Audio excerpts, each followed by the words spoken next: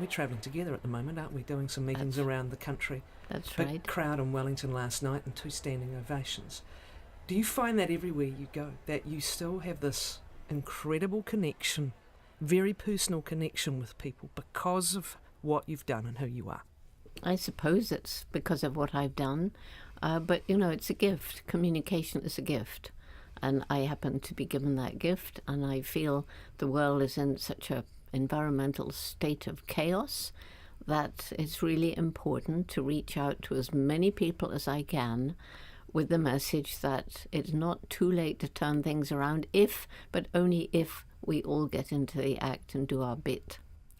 It is a relentless schedule all around the world. And do you feel it as a mission, as a burden? How do you carry it? Both. But it is a mission. And, you know, the 3 weeks in one place, I think now it's not even 3 weeks, it's about 2 weeks in one place twice a year. Otherwise it's just a week or 4 or 5 days. You talk about him often, and there were many chimpanzees whose lives, families, social structures, emotions, behaviours you studied, and they were as individual in many ways as people. In fact, I think you named some of them almost after people. They would do things that would remind you of someone. Was that behind Sometimes, some of the names? Yes. But there was one who was so special, and that is David Greybeard. And that connection you had, just tell us one more time, if you would, for those familiar with the story. That moment of connection that you had with him that I think sealed your path for the rest of your life was what? Well, he just allowed me to follow him. And of course, at first, all the chimpanzees ran away. They'd never seen a white ape before, and we are the 5th great ape. I mean, biologically, we are a great ape. And he allowed me to follow him. He was the first one to lose his fear. And I was trying to keep up with him through a thick tangle of vegetation. And I thought I'd lost him, came through. He was sitting looking back. I felt he was waiting for me. He may have been just irritated at the noise I was making, I don't know. But lying on the ground near him was a ripe red palm nut, and chimps love palm nuts, which grow in Gombe. And so I sat down nearby and held it out to him on my hand. And he turned away, and I put my hand closer. And he turned, he looked directly into my eyes, and still looking, he reached out, took and dropped the nut, and very gently squeezed my fingers. And in that moment, we were communicating in a language that must have predated our words. And he understood my motive was good, and I understood that he understood, but didn't want the nut. And it was a very, very powerful moment. And it gave me a connection with the chimpanzees that has never left me. When it comes to tackling those daunting problems, fewer seem greater or more urgent than climate change, and particularly because it will be a truly global effort, and an urgent one that minimises the risk of a catastrophic change for human habitats by end century. That's the critical time, really, for what's going to happen to temperature and sea level. How hopeful were you about the Paris Accord, signed by every country except 2? Do you see that gesture even as a reason for hope? There was a lot of speculation at the time that so many countries just signed it and that it wouldn't mean anything because there wouldn't be legislation to back it up. But I've been quite pleasantly surprised at how it really has pushed many countries to trying to curb carbon emissions. It's raised a growing awareness about the effect of heavy meat eating that's having around the world as habitats are destroyed to grow the grain to feed the animals, and fossil fuel is used to transport the grain, the animals and the meat. And also that these billions of animals that are now in these appalling conditions are producing methane gas, food in one end and gas out the other. And that is a contributing factor to climate change. And it's not that climate change will affect the planet. It is already And I've seen it. I've seen the ice melting. I've seen the glaciers on top of the mountains disappearing. Mount Kilimanjaro was the great symbol in Tanzania, the snows of Kilimanjaro. There's hardly any snow for most of the year now. And sea levels are rising, the ocean is warming. What we're doing to this planet is deadly. China and India are the two countries that are now taking the lead since President Trump has pulled out of the Paris Accord. They're taking the lead in developing clean, green energy. China right now is in the lead. People have seen the writing on the wall, and some people realize that fossil fuel supplies are not infinite. And, we're destroying the planet so much as we try to reach fossil fuel that's under the ocean or under the rainforests. And, people are beginning to understand. Trump wants to reintroduce coal mining.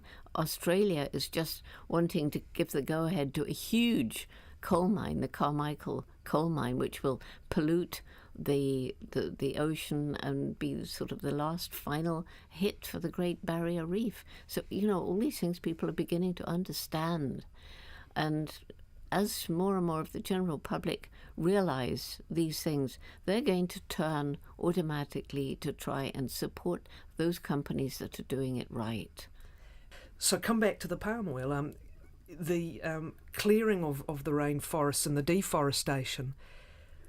Are you seeing places where that is shifting? Your beloved Gombe, of course, you were part of setting up a project there, but are you seeing places where that is shifting, or does that still remain a really big and hard to resolve problem? I think it's a hard to resolve problem. There's certainly places where the forest is being protected and restored, and big battles going on right now in parts of Brazil and so forth.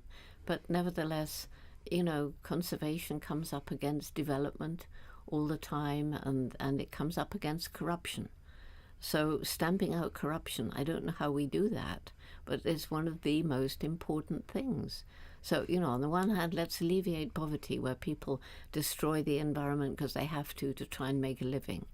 On the other hand, we've got to do something about the unsustainable, greedy lifestyle of so many people around the planet, the affluent people who have so much more stuff than they actually need, and very often more stuff than they want, and where the measure of success is how much money has he made, how much stuff has he got. We need a different measure of a successful life. And then there's the growing human population. So all of these corruption is tied in with so many of those. In New Zealand, we have our own environmental challenges. It's a very blessed country in many ways, but at the moment, water quality is a very major issue. Because of the dairy farming, the numbers of cows out there, and unfortunately the water runoff is polluting rivers and then ending up polluting the ocean. Another big area at the moment, of course, and I'm interested in your view on this, is trying to save some of our most endangered species. And the government's embarked on this very focused program of predator control, dubbed Predator Free New Zealand. What's your view on it? Well, the view, this is one of these ethical problems, and it's almost impossible to get a really balanced view. But all I can say is that these introduced species like possums and cats and so forth that are decimating New Zealand's bird life is a tragedy.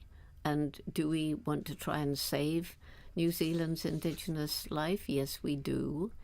It's not the fault of these introduced species that they're here. We brought them here for the most part, introduced them. And they are individuals whose lives matter. I mean, and a possum's life is just as valuable, and it's just as much an individual as a kakapo, for example. So, yes, we need to remove them. How do we remove them humanely? I don't know. It's really, really difficult. And I've spent hours talking to people about it.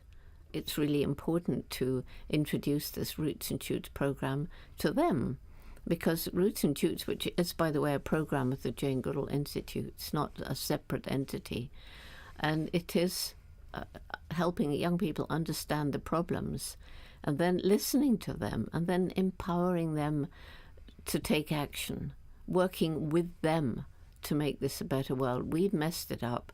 We've messed up their future. So that when I hear we haven't inherited this planet from our parents, we borrowed it from our children, I get really angry, because we haven't borrowed. We've stolen, we're still stealing, and it's no good saying we have to leave it to this generation to sort it out. We have to encourage them and empower them to take action, but we've got to help them. Once children are exposed to nature, to the wonder of animals, that really begins to help them to change. You know, earlier I said, think globally, act locally. Thinking globally depresses you. Roots and Shoots is the other way around. Act locally, do your little bit. It may seem small, and that can include kindness to animals and to people. And, you know, we do a lot of work with food banks and things like that for the poor people. And in Tanzania, we work with street children and refugees in Europe. And so when young people know that this is happening in 99 countries, so their little bit may seem small, but then they realize it's happening, like, for example, it soon will be all over New Zealand. But it's not only New Zealand, it's Australia, and then it's other parts of Europe. And so it's like filling in a tapestry. So if we see the tapestry as black with all the problems, then every time we're addressing a problem, there's a little strand of gold. I've always loved being alone, and being alone is very different from being lonely. And being alone out in the rainforest, you're not alone. You're surrounded by life forms where everything is interconnected. And in the rare moments when you are completely in tune with the natural world, you are part of it. And no longer are you a human sitting there. You're part of the natural world. And it's a feeling that's very hard to explain. I think it's a little bit what the mystics talk about. And it's the most amazing feeling. And it's that natural world that I'm going to fight till I die to try and protect for future generations.